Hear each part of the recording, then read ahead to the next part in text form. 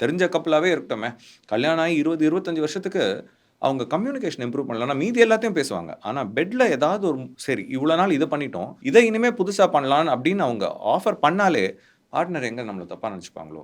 ம். ம். ஒருவேள நமக்கு ஏற்கனவே ஏதோ எக்ஸ்பீரியன்ஸ் இருக்குன்னு நெனப்பாங்களோ? இல்ல ம். நமக்கு வேற ஏதாவது ஒரு அஃபேர் இருக்குன்னு நெனப்பாங்களோ? எதுக்காக இவ்வளோ நாளா சொல்லாம இன்னைக்கு வந்து சொல்றாங்க? ம். இந்த மாரி பல கேள்விகள் வந்து கம்யூனிகேஷனே இல்லாம, பண்ண அதே செக்ஸ திருப்பி, திருப்பி, திருப்பி பண்ணி, இது வந்து அப்படியே ஒரு போர்டம்ல போய் முடிஞ்சு, எதுக்கு இத பண்ணோன்ற ஒரு ஃபீலிங்க்கு போயிடுவாங்க.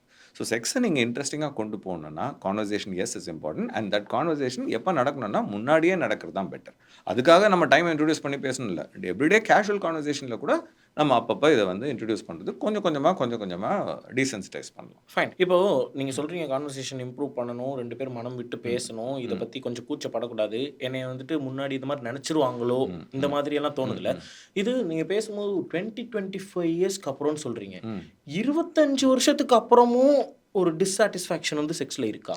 100% ஏன்னா டே 1 நீங்க அத பண்ணலன்னா, அப்புறம் 25 இயர்ஸ் கழிச்சு நீங்க அத பண்ணியிருக்க மாட்டீங்கல்ல. ஸோ எடுத்த உடனே உங்களுக்கு அது நேச்சுரலா, ஆப்வியஸா அது சொல்ல தோணலன்னா, போக போக இன்னும் தானே லைஃப்ல எந்த விஷயமா இருக்கட்டும். நீங்க வந்து ஒரு சின்ன வயசுலேருந்தே அது பழக்கப்படுத்தலன்னா, திடீர்னு பப்ளிக் ஸ்பீக்கிங்கே எடுத்துக்கோங்களேன். நீங்க சின்ன வயசுலேருந்து பேசி பழகலன்னா, 40 வயசுல போய் ஸ்டேஜ்ல ஏறி பேசுங்கன்னா எப்படி பேச முடியும்?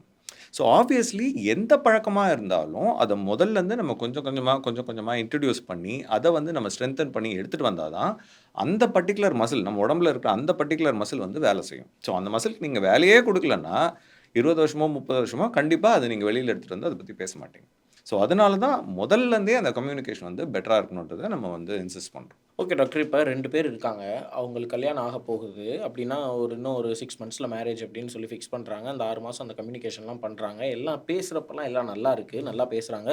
ஸோ 2 பேரும் ரொம்ப கம்ஃபர்டபுளா இருக்காங்க. கல்யாணம் ஆகுது. So going into the first night or second night or hmm, third night நீங்க எத்தனையாவது நைட்டோ, ம், எப்போ அவங்க விருப்பப்படுறாங்களோ, ம், அந்த நேரத்துல வென் இட் இஸ் பிராக்டிகல். ம், நம்ம இவ்வளோ நாள் பேசினதெல்லாம் அப்ளை பண்ண போறோம் அப்படிங்கும்போது, ம், எந்த இடத்துல ம். நான் வந்து அன்சாட்டிஸ்ஃபைடா ஃபீல் பண்றதுக்கான சான்சஸ் இருக்கு.